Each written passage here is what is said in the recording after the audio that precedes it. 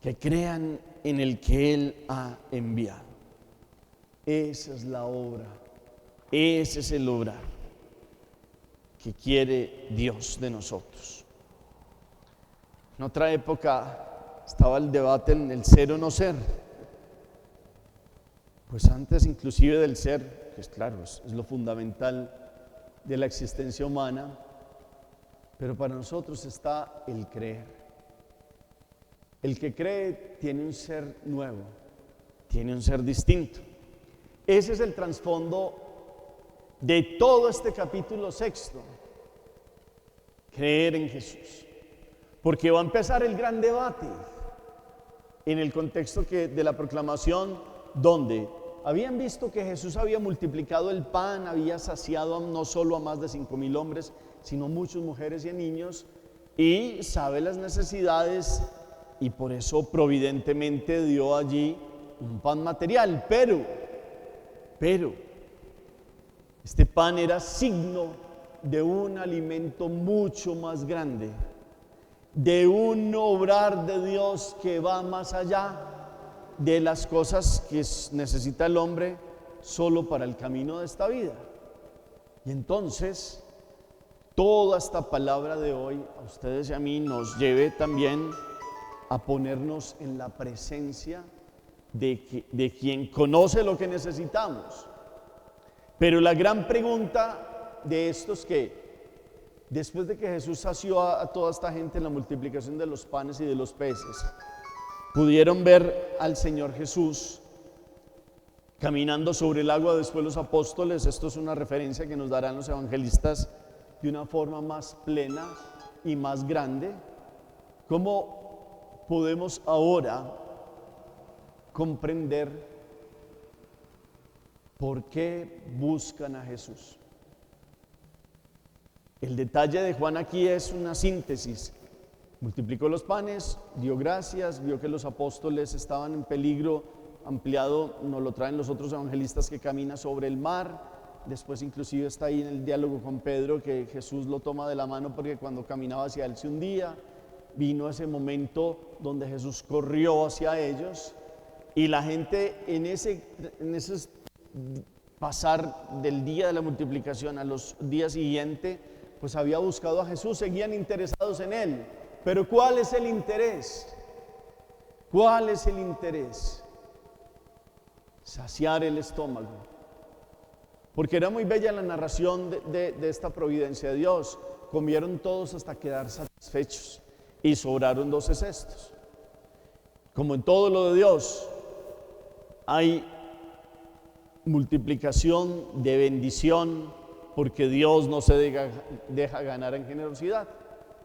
Y Dios conoce las necesidades de los hombres y sabe qué son antes de que se las pidamos, nos dice el mismo evangelio. Pero aquí hay una insistencia humana que ya tiene que ver con la intención del corazón, y eso viene a darnos también a usted y a mí hoy una pregunta fundamental: si buscamos a Dios, ¿y por qué lo buscamos? ¿Por qué buscamos a Dios? Claro que necesitamos que nos dé providencia, si tenemos situaciones económicas, familiares, un montón de cuestiones de la vida humana, pero estas todas preguntas del corazón se responden si la intencionalidad primera va en búsqueda de buscar a Dios, porque es Dios y punto. Por eso, porque sin Él no somos. Recordemos aquella expresión sencilla de la sabiduría popular. Dios sin ti sigue siendo Dios, pero tú sin Dios no eres nada. Ese es el trasfondo de la búsqueda de Dios, el ser más profundo, y para ser en Él hay que creer. Estos que lo están buscando tienen una intención de satisfacer el vientre, el estómago, y resulta que Jesús les da una enseñanza: no busquen por el alimento ni por lo que fenece, ni por lo que perece.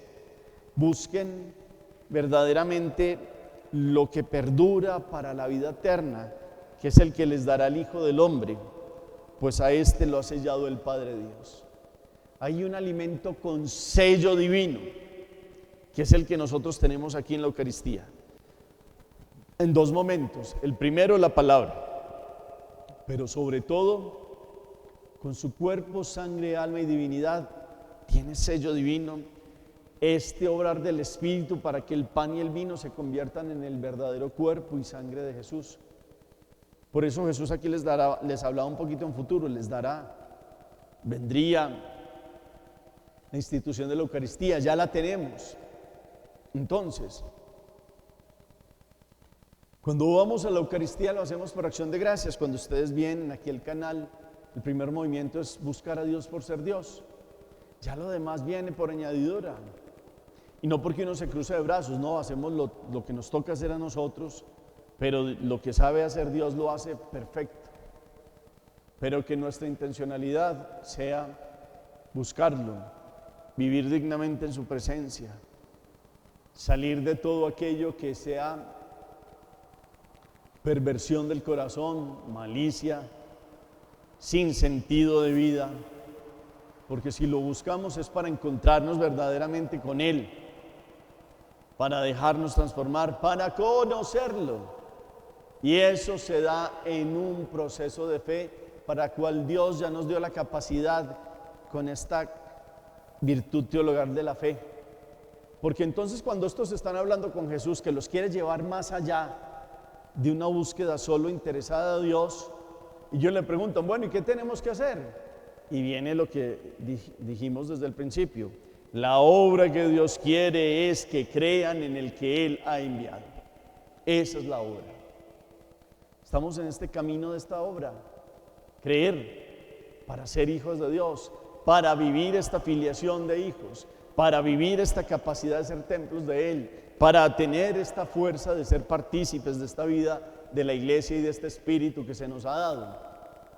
Hay un testimonio hoy de uno que creyó en el que el Padre envió, Esteban, diácono, discípulo de Gamaliel, estaba dentro de esos allá personajes importantes, y con un corazón sencillo y noble y puro pudo ver quién era Jesús, y por eso se llenó de su espíritu para dar testimonio ante los que debieron haberlo reconocido al enviado del Padre y no lo hicieron. Y él sí hizo esta obra que acaba de decir el Evangelio, creyó en el Jesús, verbo encarnado, y dio testimonio, y por eso vivió el mismo proceso que Jesús.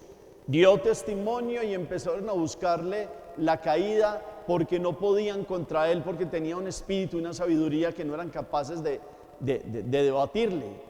Y cuando eso pasa, como pasó con Jesús, buscan testimonios falsos, empezaron a acusarlo, a decir mentiras, que estaba contra Moisés, contra toda la ley y los profetas, y alborotaron a los ancianos, a los escribas y a los principales del pueblo, lo agarraron, lo llevaron al Sanedrín y empiezan un proceso contra quien habla la verdad y contra quien ha sido enviado para dar testimonio, porque su vida se puso a los pies de Jesús cuando lo conoció. Inclusive es muy bello porque al final dicen que cuando lo escuchaban la gente vería como un rostro como el de un ángel, y este Esteban está lleno del Espíritu porque tiene el resplandor de la gloria de Dios, porque ha sido testigo de aquel que murió y resucitó y no le da miedo hablar la verdad, y delante de los principales empieza a exponer su fe, empieza a hablar de por qué él cree en Jesucristo. Si nosotros vivimos en esto que nos pide el Evangelio de hoy, de creer en el que Él ha enviado, tendríamos que tener el camino de Esteban. Esteban es como aquel que tiene una corona, porque la llegará a tener por ser el primer mártir de la iglesia, el primero que dio testimonio y con la sangre. Pues por eso Esteban viene a ser un modelo hoy de lo que Dios quiere, creer en Jesucristo. Que podamos con esta fe fuerte, sincera, sin miedo, con valentía, sin respetos al que dirán, a estos respetos humanos, sin ningún tipo de límite, pudiéramos hoy decir que queremos creer como Esteban, queremos vivir como él, queremos dejar todo tipo de respetos humanos y miedos ante el testimonio que debemos dar con nuestra vida.